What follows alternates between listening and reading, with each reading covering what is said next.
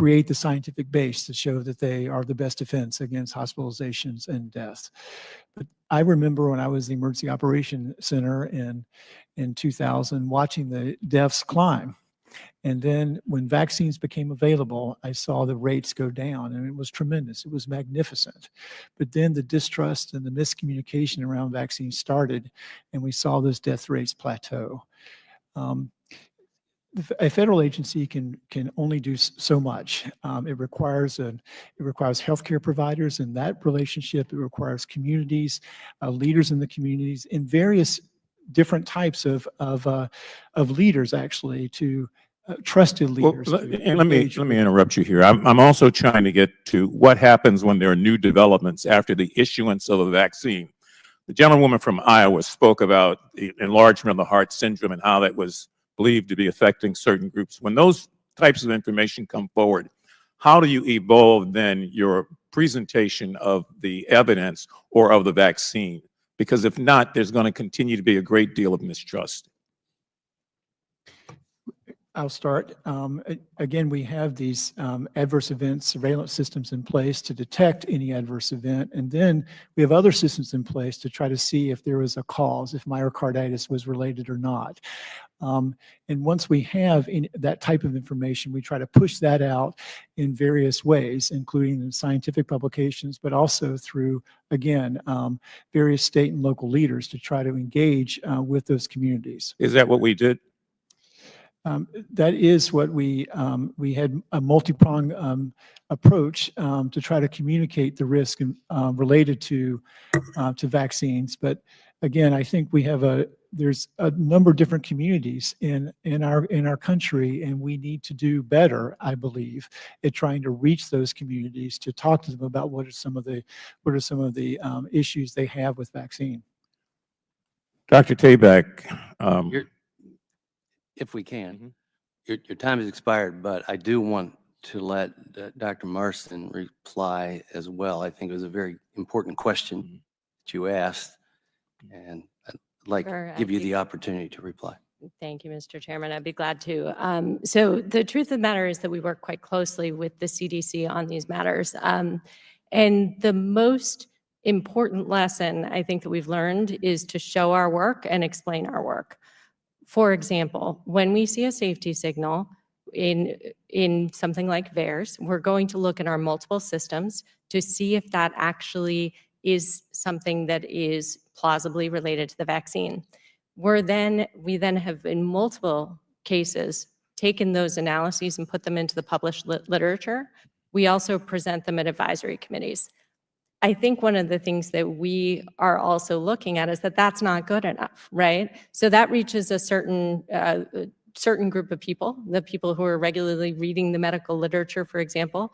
We need to take it a step further, right, and communicate those things on multiple levels so that they're easy to understand.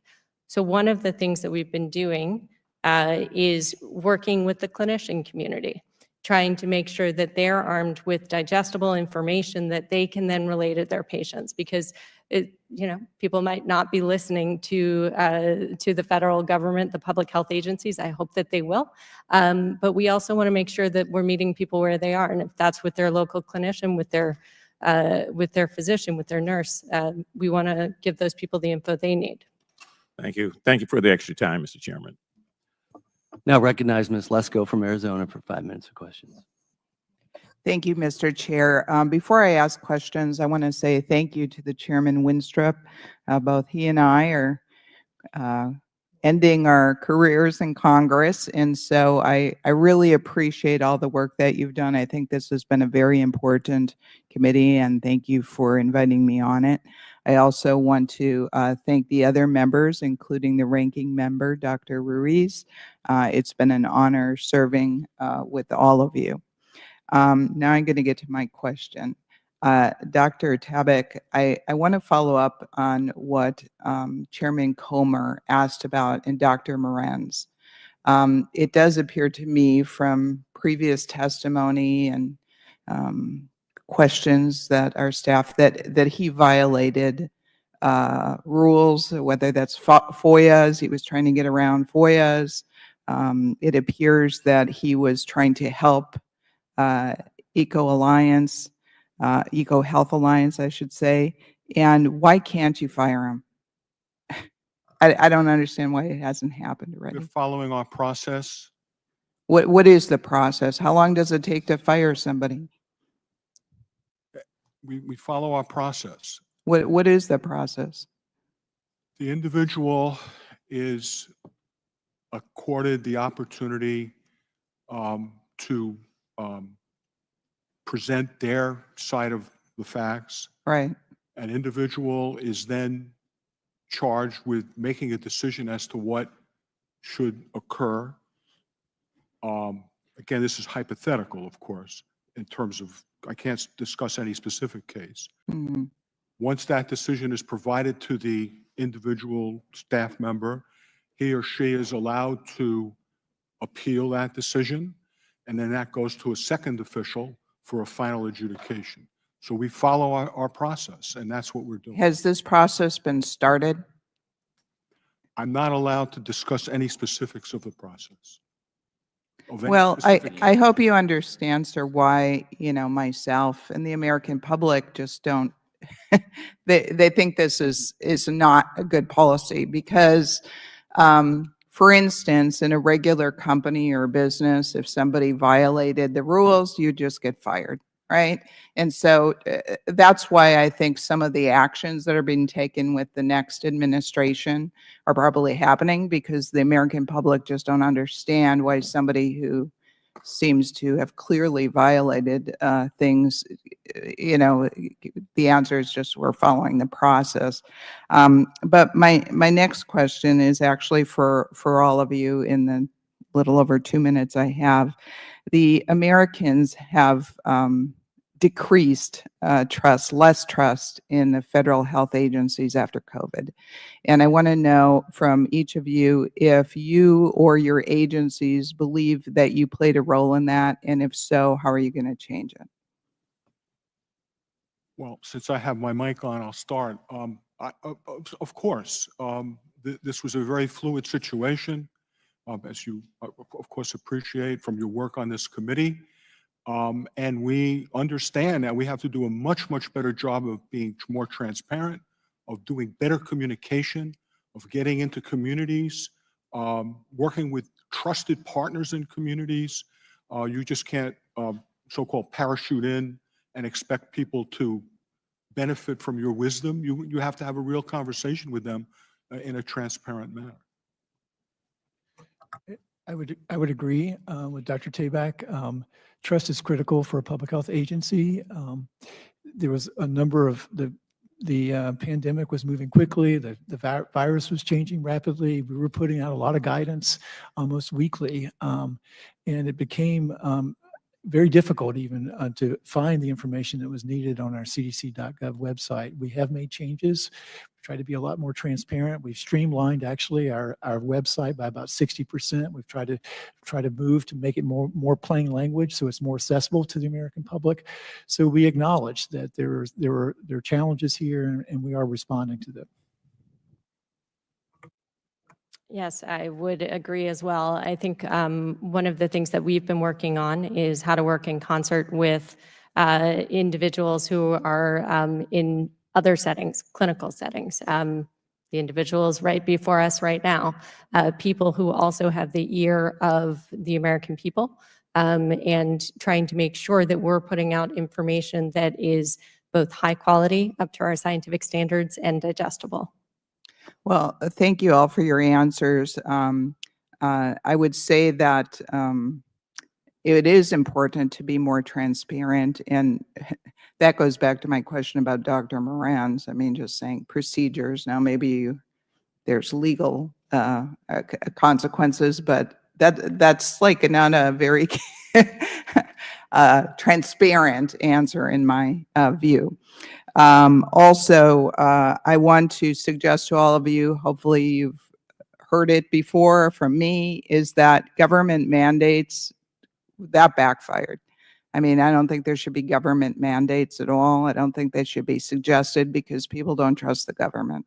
And so that made people less trustful of the government in my view. And so with that, I yield back.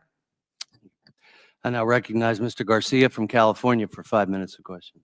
Thank you. Thank you, Chair. Witnesses, I want to thank the chairman and the ranking member of the subcommittee for all their work. And obviously, oftentimes, members on this body and committee disagree. I think that it's important to recognize we lost 1.3 million Americans due to the pandemic, single largest loss of life event that we've had in the modern era. There's over 3,000 people in my own city of Long Beach died while I was the mayor, right before I got to Congress. Horrific experience to see what the pandemic did for cities and communities across the country, and of course the world. Want to note a couple things as this is we're closing this committee. I think one is I'm hoping that there's two critical changes that I think are really important on the federal level, bills that I've been working on. I want to note those for all of you. I'm very concerned that still the Department of Health and Human Services does not have the same emergency buying power that the Department of Defense has. When we went through the pandemic, much of the purchasing of PPE and testing went through DoD because they have emergency power to purchase in bulk and purchase and kind of cut the red tape. That power does not exist for Health and Human Services, where I personally and many others believe is where those purchases and where that direction should be coming from. It should be coming from HHS, not from DoD, or at least it should have the same purchasing power. And so that's something that we're working on. We have a bill on that. The second issue I want to note for members of the committee is we have to get to a point where we fully fund the CDC's National Wastewater Surveillance System. Can't express how important this is in preventing future pandemics. This is woefully underfunded, and we have a huge opportunity to allow and provide the CDC the resources they need to ensure that we are using this incredible resource now and being able to track viruses and pandemics in the future, and that we're funding this at its full level and not actually cutting the CDC and this program. So those are things that are very concerning to me. And I want to say one other thing which I think is important. It's my last opportunity. Dr. Tabak, I know you're with the NIH, and I just wanted you to just briefly mention what the NIH's responsibility is to prevent pandemics, as this committee is working on. So we support and conduct the research that informs the actions of my colleagues on this panel. We do long-term basic discovery to learn about viruses. We develop key infrastructure so that we can be responsive in identifying newly emergent organisms. We set up appropriate model systems to test the efficacy of potential countermeasures. We have a GMP manufacturing facility. And Doctor, I would correct to assume that this is a completely nonpartisan organization. The work, it's essential to our nation's security and preparedness. I've met folks that have worked with at the NIH and immense respect for the scientists, doctors, workers that are there. Would you agree it's completely a nonpartisan type of work? Yes, we certainly are not. Then I want to just leave us, as a final thought. I'm very, very concerned that someone that could be entrusted with our nation's health, RFK Jr., has recently said, and I quote, that he plans to have a big role in the administration as it relates to health, and has just days ago pledged to gut the NIH, firing hundreds of scientists and researchers on day one. And I'm going to show, this is from ABC News, the headline that just appeared a few days ago, which, if we're talking about pandemic preparedness, and with all due respect to the committee and the work, the fact that we're considering to bring somebody on with no scientific or medical credentials, who's falsely claimed for decades that vaccines cause autism, who has, quite frankly, said just outrageous comments about science and medicine, that this person would come in to gut the NIH, I think is shameful. I think is shameful. And Ms. Green, you can clap all you want, but it is shameful, it's dangerous, and if this committee is about pandemic prevention, we should be very concerned as a country that RFK Jr. could be put in charge of health when he is a vaccine denier and has caused great harm to the American public. I want to say just finally that I'm very concerned that someone that wants to gut the NIH, HHS, and other services could be put in charge of health of any kind in this country. And so I want to thank you, sir, for your service at the NIH and for all the witnesses that are here. And with that, I yield back. Now recognize Mr. Cloud from Texas for 5 minutes of questions. Thank you, Chairman, and thank you all for being here to discuss the lessons learned throughout the COVID pandemic. Together, you all represent the bulk of the government's response to the COVID, or you represent the agencies that were the bulk of the response. And the American people are very concerned about the government's response. You know, there was a lot of understanding in the first couple of weeks that this was novel and we had to figure it out. But once the outbreak kept going, we saw attempts to cover up failures. We saw blatantly politicized policymaking. We saw Americans getting deceptive advice while their civil liberties were being trampled on. Federal public health agencies promoted school closures that caused long-term learning loss and mental health problems, forced mask mandates on toddlers in the face of all scientific evidence. To the contrary, threatened Americans with the loss of their livelihood, their businesses were closed if they declined new and experimental vaccine, along with many other grievances that the people would have in the response that we had. Now, we got together on Tuesday just so the chairman can let us know that this hearing was going to happen. And someone asked the question, they said, what do you think the lessons learned are going to be in the testimony? And I kind of jokingly replied, well, I'm guessing like every other agency that makes a mistake or has failures in the federal government, they'll probably come and say, well, we need more money and more authorities. And that's by and large what the testimony was today. And I'm not saying those discussions don't need to happen at some point. I mean, it would be very suitable for the Appropriations Committee. But what we didn't see was an answer to these questions that remain outstanding for the American people. And in an effort to rebuild trust, it's very important that we answer these questions. Yeah. Dr. Tabak, I wanted to ask you one of the things that came up in much of our testimony. Dr. Fauci and Dr. Collins both indicated to this committee that even though their signatures appear on every grant, basically the process is you have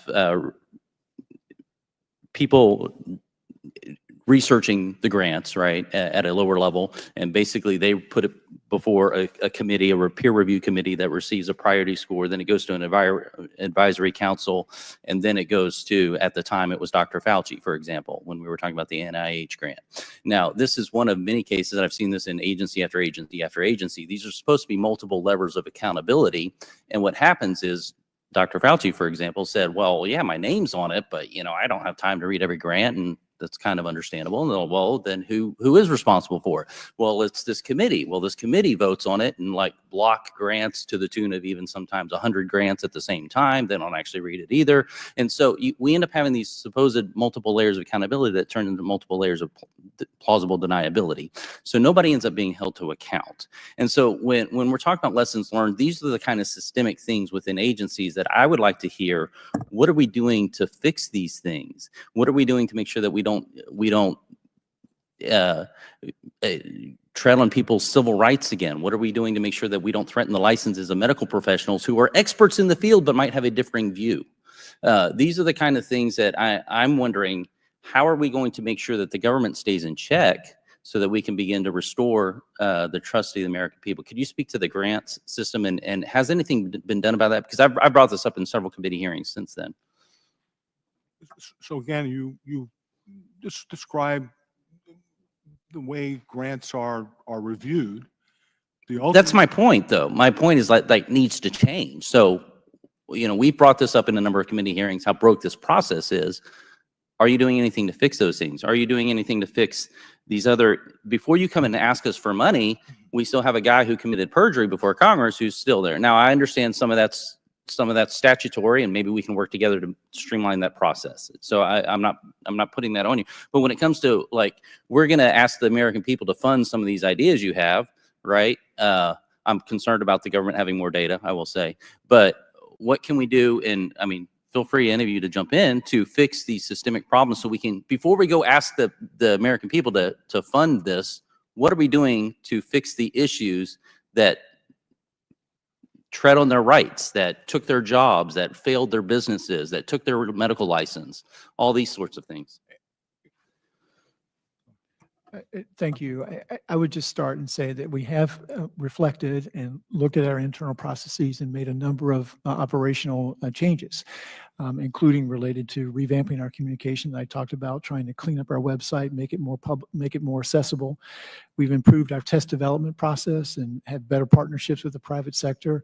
We actually have mechanisms in place now where with the H5N1, we're trying to work with other partners, the private industry, to develop new tests for H5N1 and for oral pooch. We've refined our guidance processes and the way we're sharing with external partners and trying to standardize across all of CDC.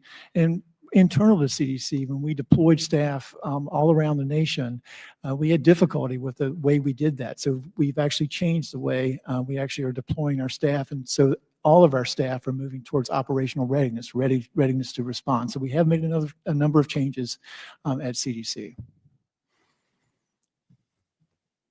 My time's, I will allow anyone else Thank you. to answer that. Again, the changes we've made are to enhance our oversight of the awarded grants, because where we ran into difficulties was a failure to catch certain things along the way with the application that we talked a lot about in these hearings.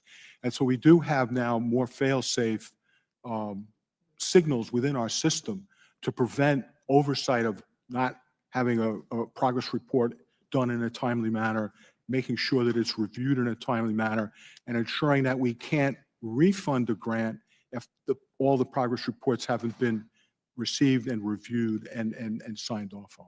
Those are the types of things that we've done. Sure. We've certainly taken a look at a number of our practices throughout the pandemic. We've been building on what's worked and moving away from things that are maybe not as effective. So for example, trying to make sure that we are as transparent as we can be in our reviews, putting our work out, but then building on that and not just putting out a memo that's digestible to a certain portion of the population, but actually taking that a step further and doing that actually in concert with our colleagues at the CDC. Second, emergency use authorizations.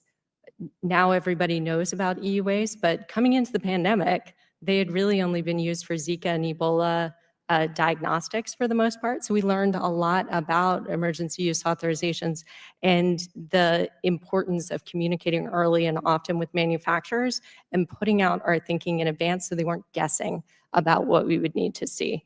And then third, as I said, supply chain. We have learned lessons about the gaps that we have in our understanding of where products are coming from and the vulnerability that that creates for the healthcare system. I can just add to that, and I think it's important for discussion. I think it's in line with what Mr. Cloud was saying. In some ways, through testimony from people involved, it'd be like me signing a prescription I haven't read. That's a problem. That's a problem. The buck has to stop somewhere, and these are things that I think we really need to fix. I now recognize Ms. Dakota from Hawaii for 5 minutes of questions. Thank you, Mr. Chairman. During the pandemic, medical countermeasures like diagnostics, vaccines, and therapeutics were essential for responding to COVID-19 and saving lives. Research and investment into developing these medical countermeasures, even before COVID-19 hit our shores, quite frankly, gave our public health workers the critical tools they needed to keep pace with the virus. So with that in mind, I'd like to discuss efforts by your agencies to lay the groundwork for rapid medical countermeasure development for if and when, quite frankly, the next pandemic strikes. Dr. Tabak or Walke, what kind of research are you folks doing, investing to prepare in the next generation of medical countermeasures for future novel viruses? And quite honestly, are we already behind the curve due to cuts and misinformation that were experienced during the previous administration? Are there concerns about public acceptance of these countermeasures when they need to be executed as a result of a lot of the disinformation that we've also seen? Perhaps I'll start. So the first step is you have to identify the offending pathogen. And as you have to invest in representative viruses from 9 different viral families in order to cover the landscape of viruses that are circulating the globe. And once you do that and learn as much as possible about them and understand their lifestyle, you can begin to think about where you can intervene through so-called countermeasures. So that's a big part of what NIH does. We develop model systems so that potential countermeasures can be rapidly developed. And then, of course, we stand up clinical trial networks to ultimately see if there is efficacy of proposed countermeasures in humans. But let me turn it to my colleague now. A couple of comments. CDC's role in medical countermeasure development is more on the back end after we actually have medical countermeasures through clinical trials, and then they're introduced to the public. We do a lot of work on vaccine effectiveness, real world vaccine effectiveness around the nation. And so we stood up those networks quickly to try to understand the effectiveness in various populations related to the vaccine. And we do similar work actually with other medical countermeasures. No, very briefly, because I have limited time here. Knowing what we know now as a result of going through the COVID pandemic, do you feel that we are on track in terms of really understanding those potential offending pathogens and where we need to be when, quite frankly, that next pandemic could strike?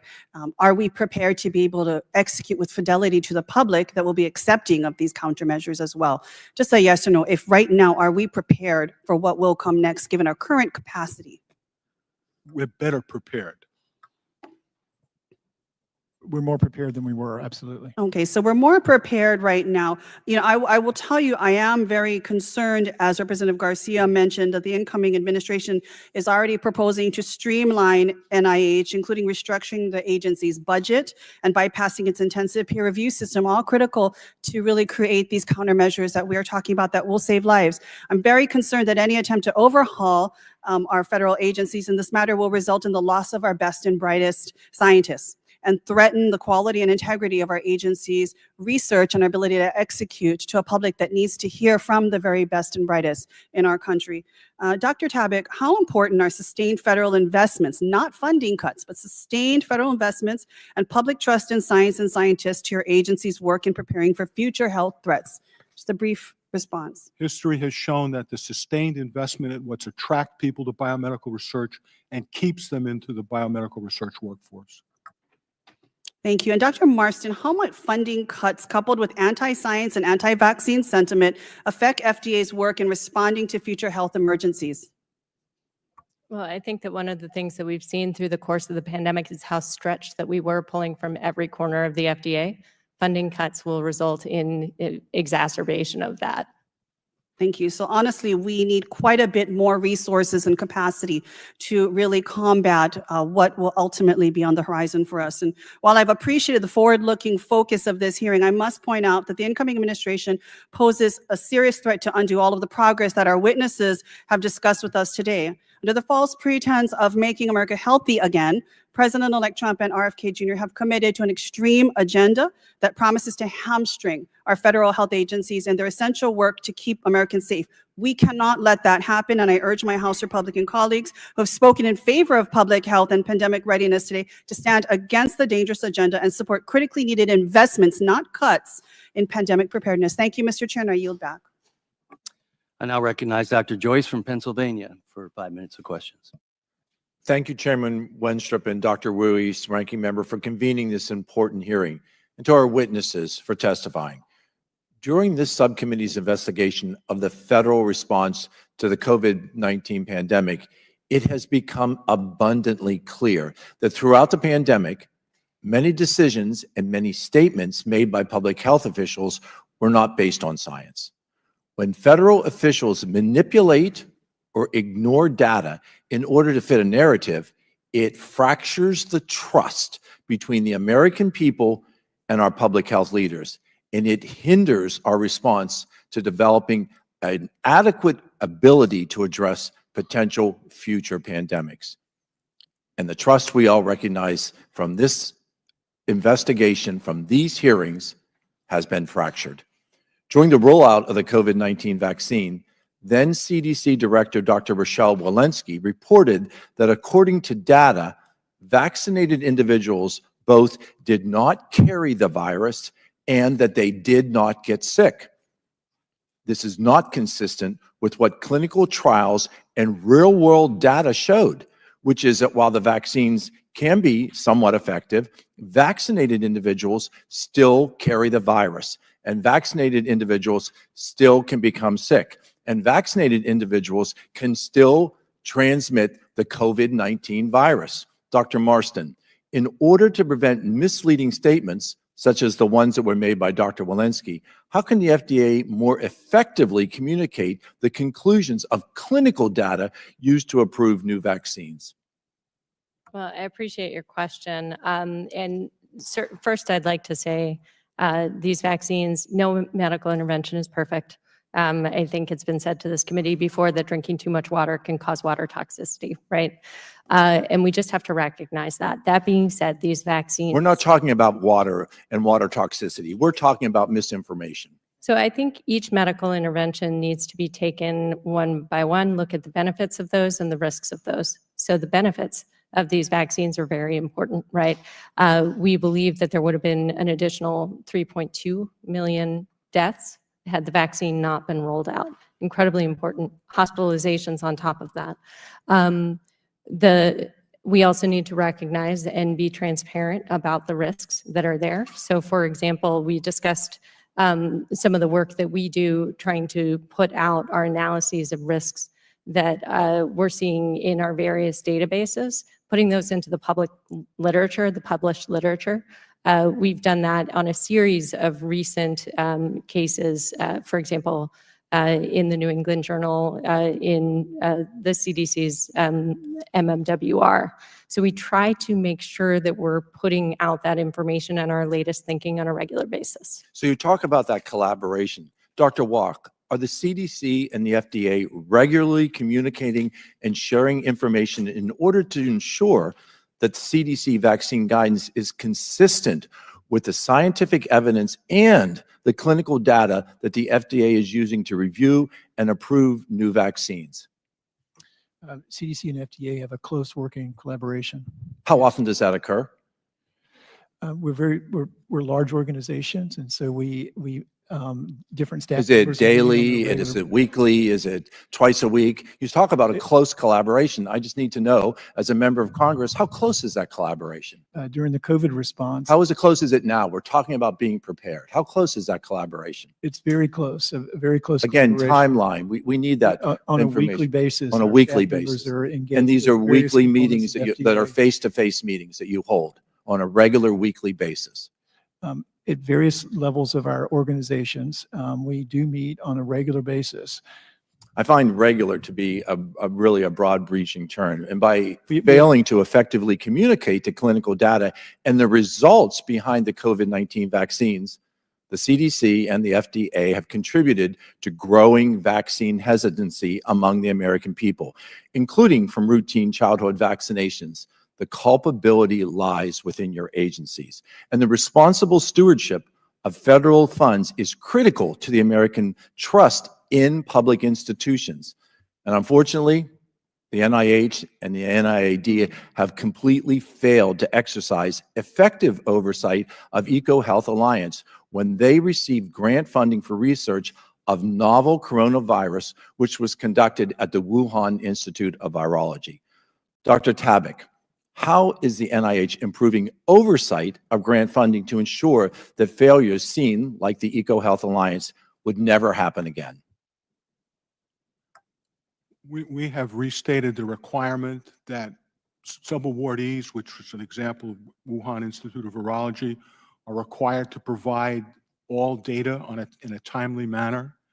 We have made it clear to our staff that the progress reports need to be reviewed in a timely manner and have put so-called red flags in our automated systems to ensure that a grant can't be renewed if there's an outstanding report that has not yet been reviewed or received. Please define defining manner. I'm What sorry, is, say it again. please define what is in a timely fashion. What you've said that twice to me. What is a timely fashion of response before the computer puts up a red flag? The timing for this is when you are coming to the conclusion of a year's period of funding, you are supposed to provide a progress report. And I believe the window is 2 months. I would have to get back to you with a specific. Please get back to us, because you're saying at the end of a year, you're given an additional 60 days to be considered providing timely information? That's correct, because it allows you to assemble all. What the happens if data, they don't? And that's the point. Now, Indeed, it is the if point. they- What happens if that is not provided? then they are contacted. We try and find out what is the hangup. And if they don't provide it, then they cannot get the next amount of funding. I think it's clear that in the aftermath of our federal COVID-19 response, you need to do a lot of work. There's significant work to be done to repair the trust between the American people and our public health infrastructure. And in order to earn that trust, public health officials must learn from these large mistakes, and it is my hope that the work of this subcommittee will help identify a path forward when responding to the next public health emergency. My time has expired, Mr. Chairman. I thank you, and I yield back. I now recognize Ms. Ross from North Carolina for 5 minutes of questions. Thank you, Mr. Chairman, and the ranking member, and thank you so much to our witnesses for joining us today. Your agency's tireless work over the past 4 years allowed us to overcome the COVID-19 pandemic and its devastating impacts on the health and the economy of our nation. I'd like to discuss these efforts in a bit more detail so that we can continue to identify essential lessons for ongoing work of pandemic prevention and preparedness. I'm not going to ask Dr. Tabak about the NIH's work on the vaccine because I think that's been covered, but I would like to again remind everybody that according to one estimate, the COVID-19 vaccine has saved more than 3 million lives and prevented more than $18.5 million hospitalizations. But I would like to turn to Dr. Marston about how the FDA has continued work to review and approve updated COVID-19 vaccines to help keep Americans safe from new variants as they go about their day-to-day lives. Thanks so much for the question. We have been working in concert with the CDC and their surveillance systems to understand the viral evolution and its potential impact on vaccine-related immunity. We have, on a regular basis, had our advisory committee meet and look at that information, advising us on what the composition of an additional vaccine should be. We have seen in repeated studies that those booster immunizations are important and that they are saving lives. One study in Denmark, for example, showed that individuals who had gotten a boost at the time of the XBB variant had 1/4 the rate of hospitalizations of those who did not.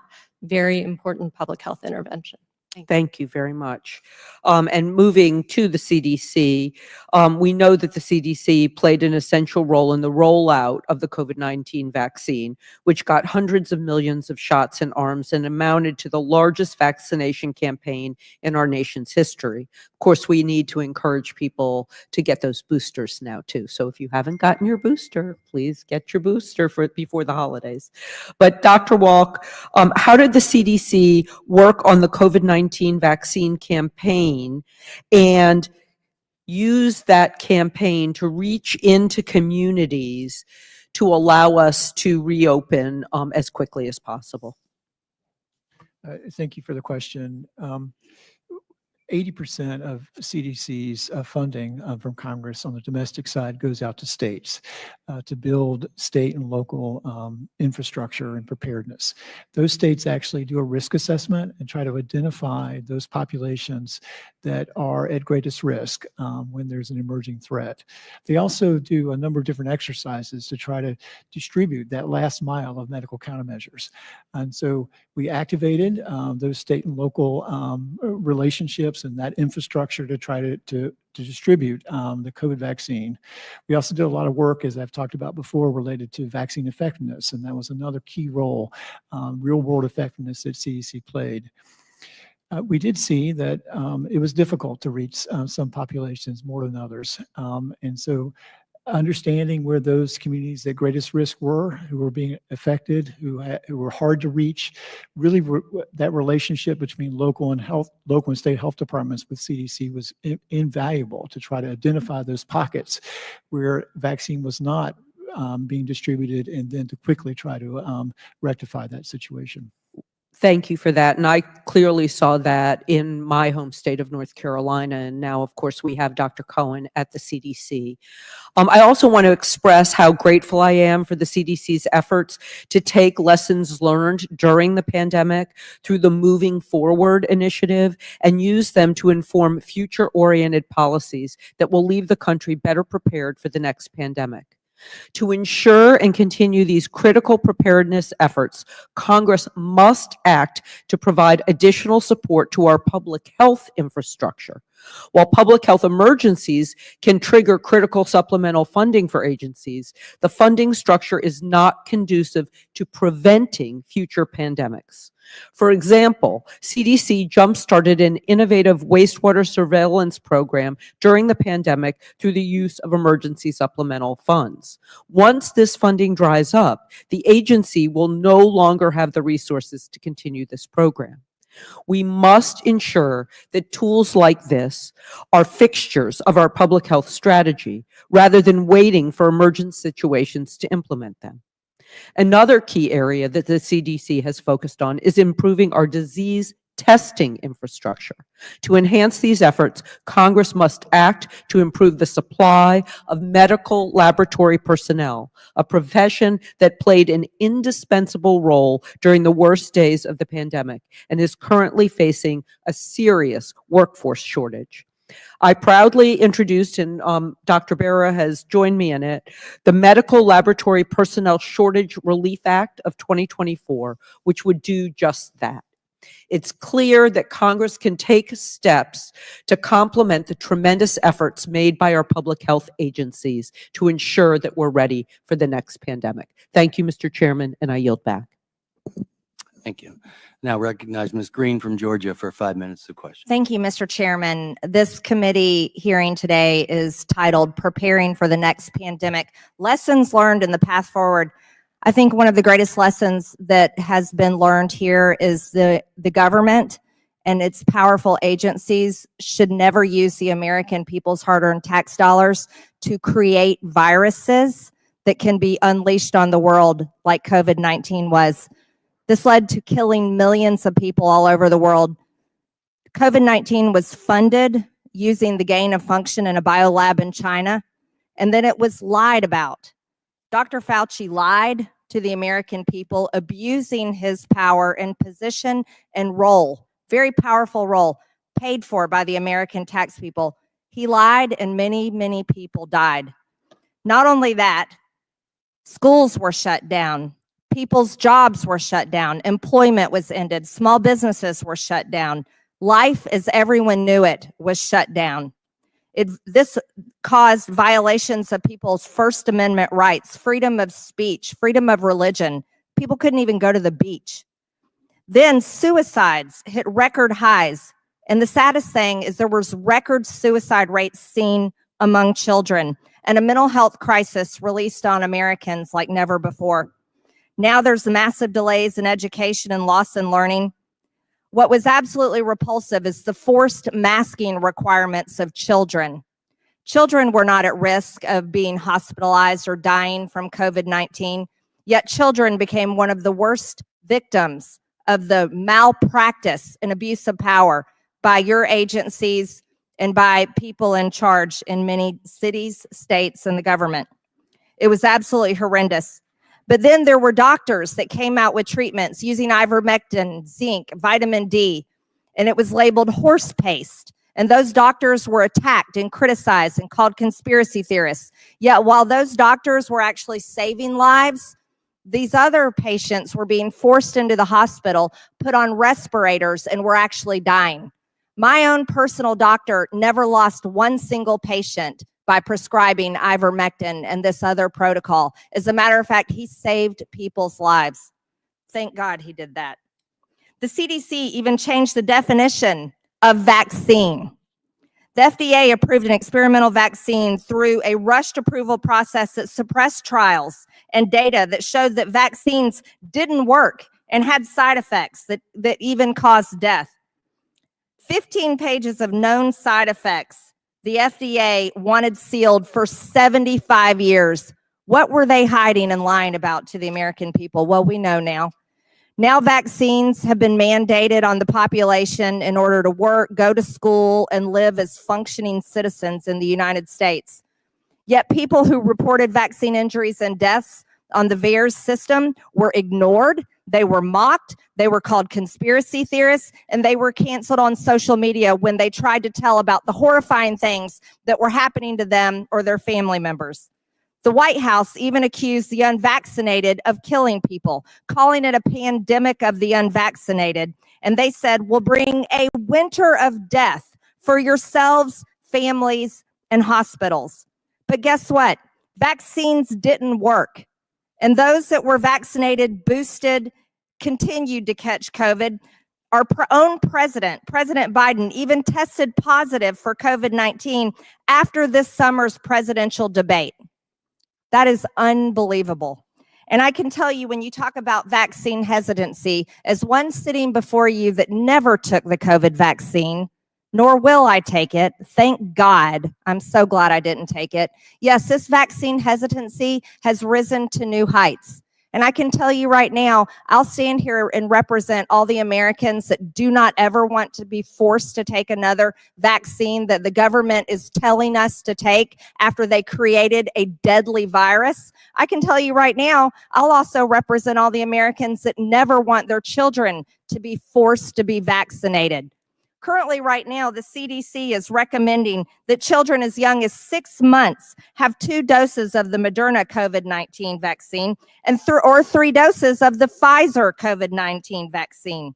So vaccine manufacturers continue to make billions and billions of dollars on a vaccine that doesn't work, being forced on children, innocent children that don't even need it, because they aren't at risk of being hospitalized or dying from this vaccine. Not only that, vaccines need to be investigated further. The rise of autism, learning disabilities, neurological problems, and so much more that children are suffering from today absolutely is being forced upon these children and their families because of these vaccines. This committee should have investigated the vaccines, and it was a failure to not do so. This has literally been a war on the American people's health, the world's health, but also a war on our children's health. It's a war that has been waged on them by our government, Big Pharma, who's making all the money. Preparing for the next pandemic is actually recognizing that the last pandemic resulted in crimes against humanity. People that perpetuated and continue to perpetuate these crimes need to be prosecuted. And that needs to be starting in the next administration, and I'm pretty sure our next Attorney General will do that, and I look forward to seeing that happen. Mr. Chairman, I yield back the remainder of my time. Now recognize Dr. McCormick from Georgia for 5 minutes of questions. Thank you, Mr. Chair. May I say it's been a pleasure working with you on this committee, as well as in Congress. I wish you all the best in your new endeavors. When this pandemic began, I wasn't in Congress. As a matter of fact, when this pandemic ended, I still wasn't in Congress. I was serving in the emergency department in the Atlanta suburbs as an ER doc doing night shifts, the entire pandemic. From beginning to end, we learned some things. And I'm going to ask you in a very concise way to state what you learned during this pandemic. Because we come to an end. And really, this whole committee has been about what we learned. I hope we've learned some valuable lessons we can admit humbly where we made mistakes. I know doctors made a lot of mistakes from treating patients. So very briefly, Dr. Walk, what did the CDC learn? And make that in 30 seconds if you can, just an overview. What really did you learn that you did wrong? Microphone. Thank you for the question. We learned a number of things through COVID. We learned that as the virus changed, we needed to also put out a lot of different guidance. And unfortunately, our guidance was more technical than the public actually had difficulty understanding. And so we've actually made some changes to try to streamline that guidance and make it more understandable for the American public. Would you say that you could have admitted maybe to making some mistakes in interpreting the data and the science? You know, the COVID pandemic. I hope you'll say the right answer because it's going to be really important to the following on conversation. The COVID pandemic happened over multiple years. We certainly made mistakes during that time. Thank you. We quickly tried to rectify those mistakes, and we learned and tried to get better throughout the response. We continue to do so. We revamped our communication, as I've said. We've improved our test development process. We've refined our guidance. Didn't want to know what you did better. I want to know what you did wrong because that's how we learn, right? I understand what you did better because we admit to our mistakes. How about the NIH, Mr. Tabak? What did the NIH learn that we did wrong? We didn't take hold of all of our clinical trial networks early on in the pandemic, and as a result, a number of underpowered trials were conducted, and that sort of siphoned away the capacity to do the larger trials that were ultimately necessary. That was one thing. Second thing is we learned that we needed to forge relationships with industry much sooner to make sure that we could take advantage of all of their knowledge as we, considered different potential countermeasures. Okay, thank you, both of you. You know, as a ER doc who basically got exposed to a deadly virus, saw patients who were sick, watched patients die, watched the science evolve, and watched my fellow physicians get criticized the whole time by people who are not treating people. That hurt me a lot, and I think it really decreased the credibility of people who call themselves scientists who didn't even have science at the time. They had guesses, and they were guessing and outmaneuvering the physicians who were treating the patients and doing their very best. I'll tell you a few things that I learned as somebody who lived through this from the physician treatment side. First of all, the CDC gave blanket recommendations that were not scientific at times, quite frankly, because we didn't have science. We didn't know. But they still give recommendations that superseded what doctors could do. And it made people either not trust their doctors or not trust the CDC. You had to choose sides then. That's wrong. It became, instead of scientific, it became politically driven, in my opinion. I also think that we fell very short in accountability and transparency, the NIH. I think the way that we do our grant system and the way that we're trying to come up with the right answers according to who protects the NIH rather than who protects the people, in my opinion, based on the relevant evidence that we've received while we're here.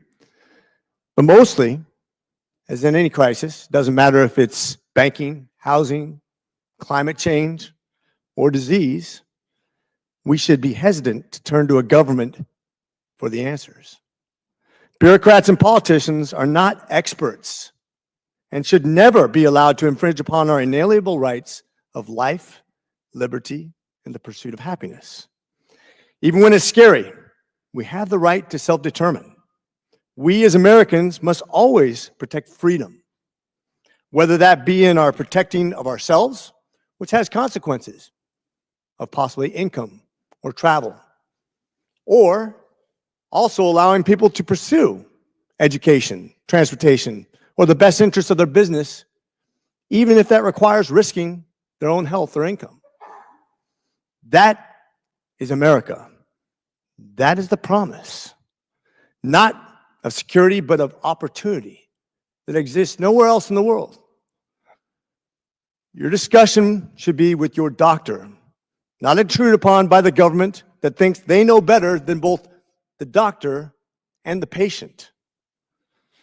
We saw how easily it is for the government to take away our rights, to make our lives miserable, if we don't comply, so that, as Dr. Fauci said, we lose our ideological bullshit. Quote, in order to get the favor of a government that is ruling instead of serving. That's what I've learned. Instead of turning to the government for the answers, we allow people to determine with their healthcare professionals what is best. And by the way, we won't all agree. And that's okay. The government should never determine who's right and wrong. Science, experience, and treatments determine what ends up being right and wrong. And that's a learning process that should never be intruded by the government. With that, sir, I yield. God bless you. Thank you for this committee. And let's go forth and do great things. I thank the gentleman. I'm reminded of a Teddy Roosevelt quote. He said, it's not the critic who counts, but the man in the arena. Thank you for being in the arena during this difficult time for our country and the world. I'd now like to yield to Ranking Member Ruiz for a closing statement, if he would like one. Thank you. I too want to pause and remember the millions of people who died due to the pandemic and their families who mourn, including some of the members that sit up on this dais who lost their families, members in the audience, perhaps even our expert witnesses and staff who are here. It's very important that we keep front and center and remember them always. When the COVID-19 pandemic hit, it gripped our nation with uncertainty. We knew little about this novel virus, about the way it spread, the danger it posed, and the damage it would inflict on our communities. But it was during this time of significant uncertainty, one thing became increasingly clear. Our nation was not where it needed to be when it came to pandemic preparedness and response. But with rapid and sustained deployment of COVID-19 vaccines and therapeutics and robust public health investments in the American Rescue Plan, we left the darkest days of the pandemic behind us. This is thanks in large part to the dedicated and hardworking members of our nation's health agencies. I want to offer my thanks again to our witnesses here today representing some of those agencies and sharing with us the tireless work they are doing to prevent and prepare for the next pandemic. I'm going to make it very clear to the scientists who never wanted to delve into politics, who went pre-med and not political science. I want to send a message to the lab technicians that work in your agencies. I want to send a message to the administrators who day in and day out want to do the right thing for the mission that your agencies pose. I want to say thank you. You are not the enemy, and you should never be demonized. That your work is valuable, your work is appreciated, and your work is what is keeping our country safe. And there will be help, and there will be recognition of that work, and there will be a positive way forward from this. So hang tight, buckle up, believe in your work, know that you are appreciated by millions of people in this country, regardless of the demonizations and the disinformation that's out there and the misinformation that's out there. You're doing good work. So I want to thank you and know that keep your integrity, keep your character, and do the right thing. We have seen and investigated individuals here that veered from doing the right thing. And that is not acceptable. So what you're doing and doing the right thing, being transparent and open, is what's going to help us through to the next pandemic. So, and that is why this is thanks of what we've been able to accomplish in large part to the dedicated and hardworking members of our nation's health agencies. And I want to offer my thanks again to our witnesses here today representing some of those agencies and sharing with us the tireless work that they are doing to prevent and prepare for the next pandemic. Last Congress, Democrats led the House in taking meaningful steps toward bolstering our pandemic preparedness and response capabilities with passage of the Consolidated Appropriations Act of 2023. Included in this law were bipartisan provisions from the Prevent Pandemics Act, which made several significant reforms to help ensure we are better prepared when a future pandemic strikes. These reforms acted to advance our nation's biosafety and biosecurity, revitalize our public health workforce, prevent undue foreign influence in biomedical research, and enhance our strategic national stockpile.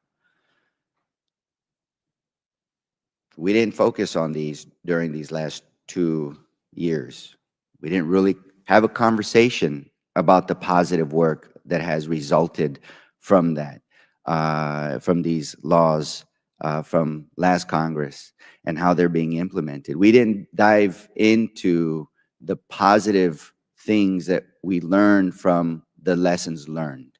So I just really want to highlight them there, that there is a whole other section of actual work that's being done, and that there still needs to be oversight. There still needs to be collaboration. There still needs to be a discussion of all those changes so that we can make sure it moves in that right direction. And in fact, that we keep them, given all the recent threats that we've heard today. Because ultimately, these policies have charted the course of a more efficient, streamlined pandemic response for the future, and they have shown that we can do what we can do when we come together constructively to protect Americans' health and save lives. And we must work to continue these efforts to strengthen our supply chains, develop new vaccines, and stay on the cutting edge with advanced therapeutics.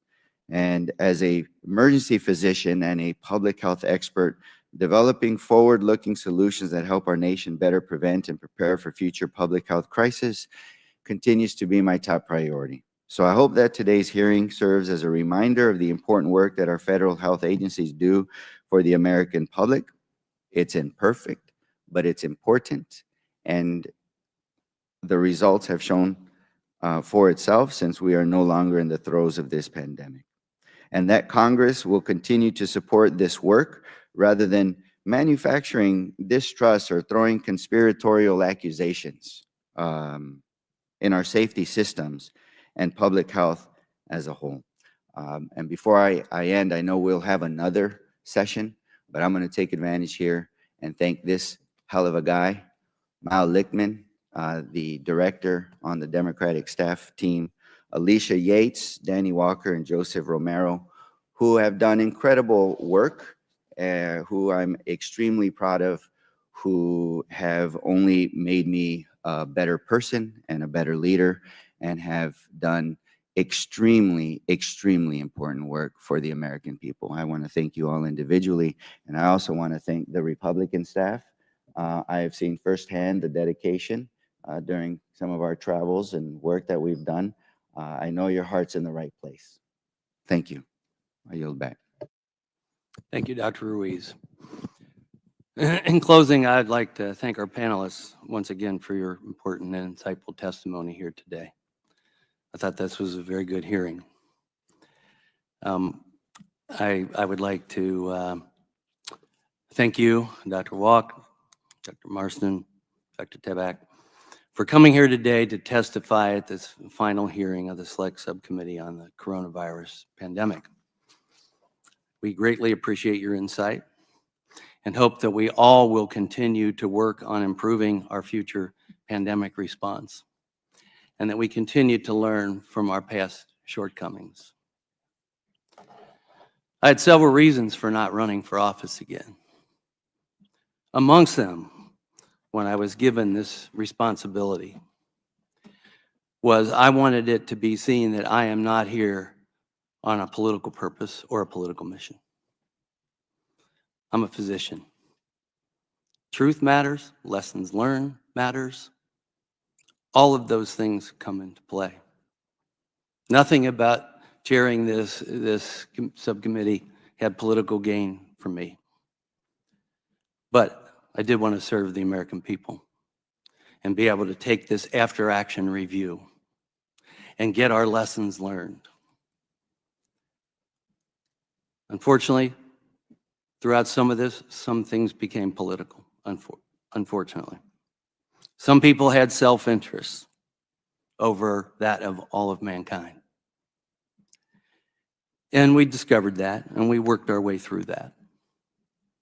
And we will have a product for the American people to absorb, and for we as a government to absorb, on how we can go about doing our business and how we can protect the American people more and save lives and be the leader in the world when it comes to being able to respond appropriately so that others may benefit from mistakes we made, that we may benefit from mistakes we made.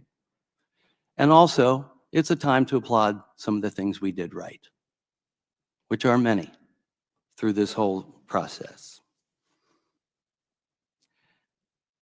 I want to thank also staff on both sides. Thank you. Thank you all. There's been a lot of hard work put in this in the last 2 years. Some things we found, not so good. Some things we found, very good. And we should build on those things. We should build on those things. Politics has no place in taking care of people.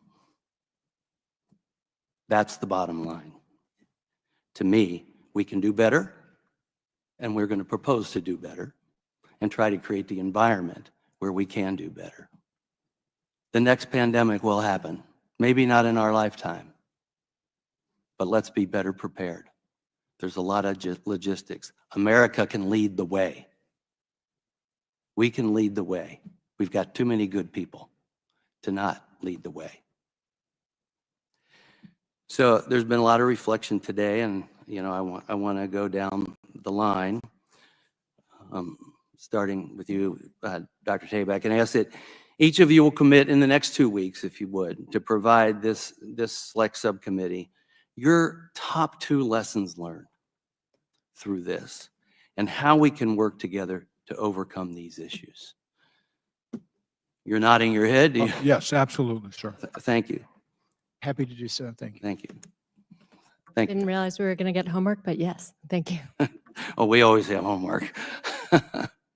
Anyway, but while today was the last hearing of this select subcommittee, our work is not yet complete. The select subcommittee on the coronavirus pandemic will be releasing its final reports in the coming weeks.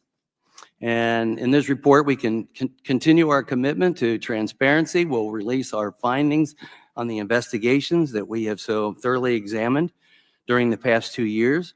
In addition to our findings, we'll include recommendations for future pandemics based on the lessons learned. It would be irresponsible for us not to do that. It's not enough to highlight what went wrong or terribly wrong, but if we do not work to find ways to fix it for the future and have a better process, then we have wasted our time. And I don't think any one of us here, people that run for office, people that serve the American people, you do not want to waste your time. I look forward to releasing our final report. Hope that our work, which has been extensive, as you know, will be used to prevent, predict, prepare, and protect us from a future pandemic, which were my words at the very beginning. Thank you all. With that, and without objection, all members will have 5 legislative days within which to submit materials and to submit additional written questions for the witnesses, which will be forwarded to the witnesses for their response. If there's no further business, without objection, the select subcommittee stands adjourned.